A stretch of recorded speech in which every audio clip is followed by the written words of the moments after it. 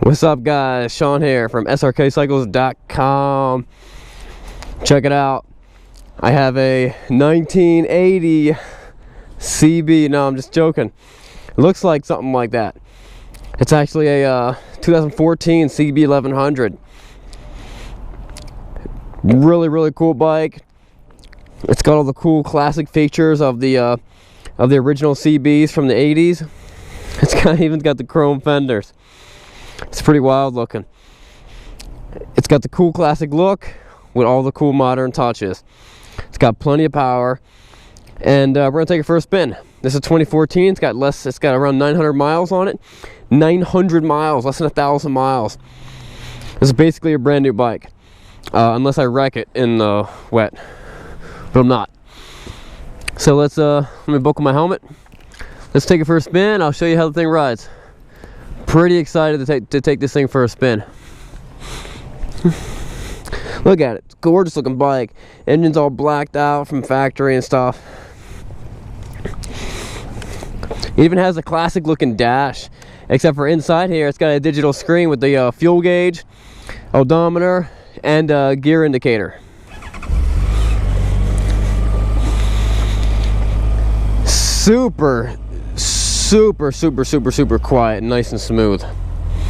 Like a Honda, just everything feels really responsive. Clutch feels good.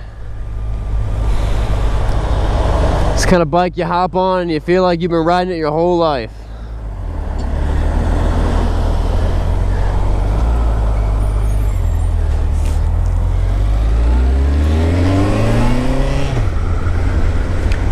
This bike weighs in at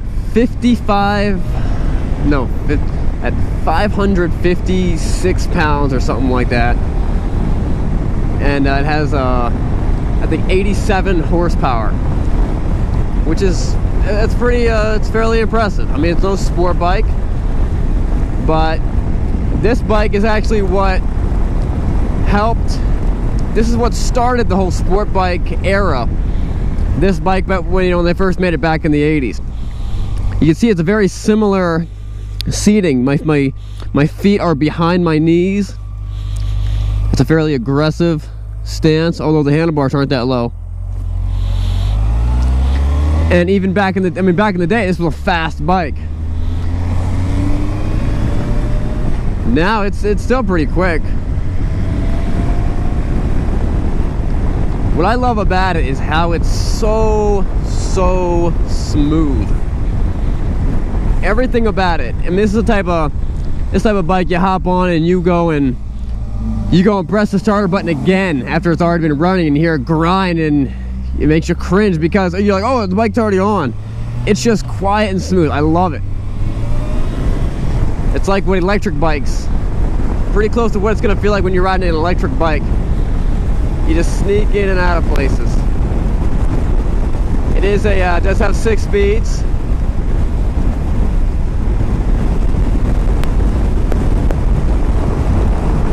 I mean, I'm cruising at 65 in 5th gear. It's smooth.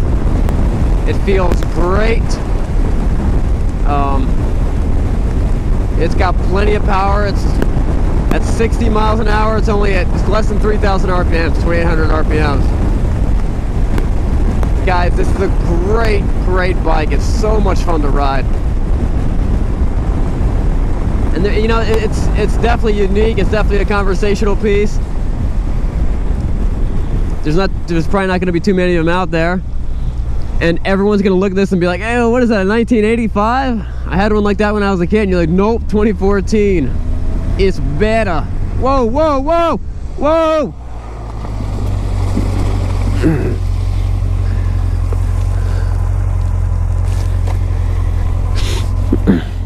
Come on, guy.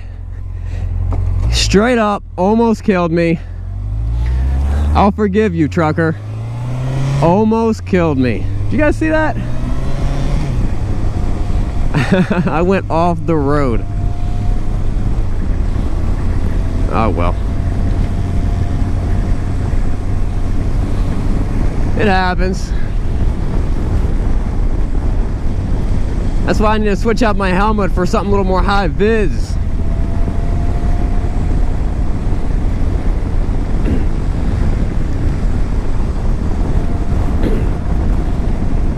like I was saying before, it's definitely a unique bike, and it's a fun to ride.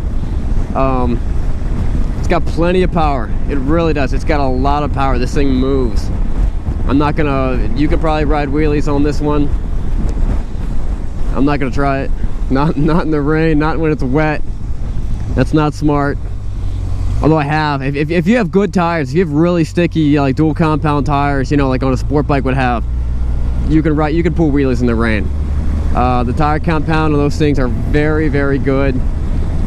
They spend a lot of money in, you know, tire technology, and yeah, pop wheelies in the rain, but you gotta be confident with your tires. And these are good tires. I don't know anything about them. Guys, I ship bikes all over the country. This bike brand new, I think, was like $10,500. You're basically getting a brand new bike. You could put 900 miles on this thing in a weekend, but you're getting it for a whole lot cheaper. You know, why? Why is that guy honking at me? You're getting it for a whole lot cheaper, guys. So why not do that?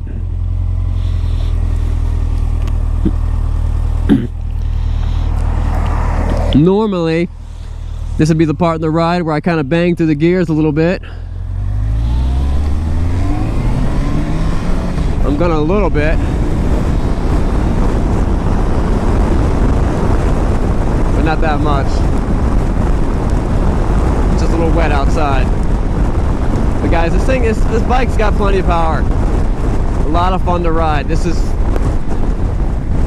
what's deceptive about the power delivery is that it's so smooth.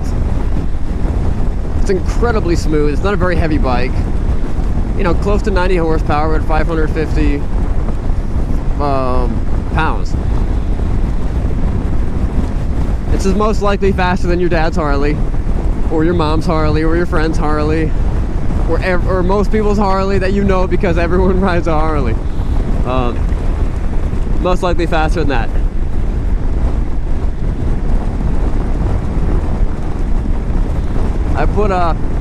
I put Rain-X on the GoPro today. Hopefully that keeps it nice and clear and dry. I should have put Rain-X on my visor. That would have made sense. Because my visor's getting all wet and rough looking. Beautiful day out, guys. If you never get a chance to ride in the rain when it's just pouring down rain, you gotta do it. It's fun. It's not pouring down now, but it was earlier, and I was thinking about riding the bike, but I went to lunch. Make sure, if you do something like that, make sure your skin is covered. Those little rain droplets hitting you at 55 miles an hour is painful. And don't do it without wearing a full face helmet. That could be dangerous. You hear a rain droplet hitting you in the eyeball, in the face. Horrible. I'm excited to go back and watch this video where that trucker pulls out. Guys, what, January, February, March? March was a killer month, sold 24 bikes. Most of them getting shipped all over the country. April's gonna be a good month also. This bike is gonna sell fast. If you want it, jump on it. Check out the other video. I'll do a little walk around video. I'll show you everything about this bike. If there's an imperfection on this bike, I want you to see it. This bike is incredibly clean. It's everything you think it is. You will, after you watch the walk around video, you will not be disappointed. And then after you ride the bike, you will also not be disappointed. Just a fun bike to ride. It's simple. You know, this is bringing bikes back to where it was in the early 80s and late 70s. It was a motor on wheels with a gearbox. It didn't have a radio. It didn't have all this other crazy stuff. Although this does have ABS, which, whatever. I don't need ABS. And it's actually ABS on the back wheel. I don't even want ABS on my back wheel. How am I supposed to power slide and drift with ABS on my back wheel? But for most people, for normal people, that's safety. I guess they put it on the back wheel because a lot of times for people who don't know what they're doing, when they go to like really heavy braking, they'll do, you know, a good deal of front brake, and then they'll just slam on their back brake with their right foot. And what that does, that's going to lock up your back tire.